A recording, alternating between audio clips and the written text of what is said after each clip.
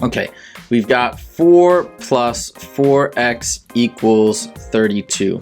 So the way we want to isolate x, we want to look at the numbers that are on the same side as x. We want to recognize that x needs to be isolated, meaning we want to get x completely by itself. So the way we do that is we first start by moving these 4s to the other side. So let's start first by moving, do we move this 4 or this 4 first? We always start by moving the 4 farthest away from the x first. So I'm going to move this 4. So how do I move it? Well, what's the relationship between this and this 4x term here? They're being added together. What's the opposite of addition, or how can I get this gone and turn it into 0? We subtract 4, but we have to do it to both sides. It's got to be a balanced move. So we subtract 4 from both sides. 4 minus 4 is 0. 32 minus 4 is 28. So now I have 4x equals 28. So now I look again, I want to get rid of this 4 now. And how do we get rid of it? Well, what's the relationship between these two? The 4 is multiplying the x. What's the opposite of multiplication? Division. So I'm going to divide both sides by 4. Divide both sides by 4. 4 divided by 4 is 1. 1 times x is just x. And then 28 divided by 4 is 7. So we're left with x equals 7. Let's give that a shot and see. And we are good. All right, let's go on to the next one here.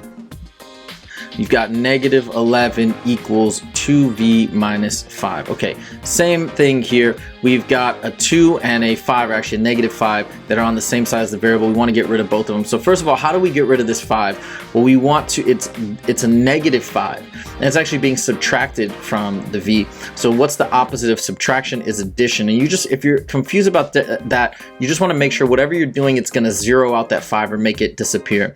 And this will definitely work. We're going to add 5 to both sides. A negative 5 and a positive 5 combined to be 0. Negative 11, positive 5 equals negative 6. So negative 6 equals 2v. And then we got a 2 multiplying the v. We need to get rid of that. We do the opposite of multiplying by 2, which is dividing by 2. Divide both sides by 2.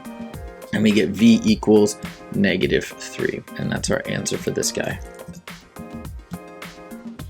Okay, let's do one more.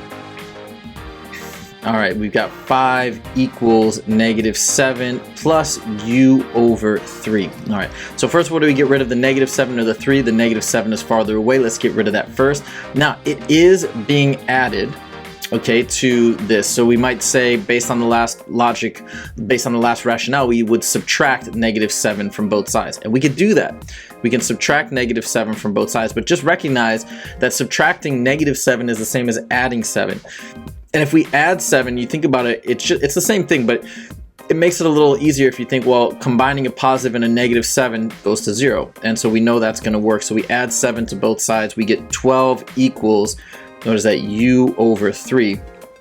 And now we just need to get rid of this 3. What's the relationship between the u and the 3? The u is dividing the 3. What's the opposite of division? Multiplication. So we multiply both sides by 3.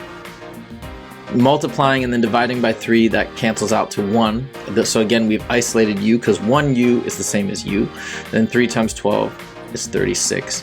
And there's your answer. You can always take this answer and plug it back in and verify, like plug it into the original equation. 36 divided by 3 is 12. 12 plus negative 7 is indeed 5. So that's a great way to check your work if you're not sure.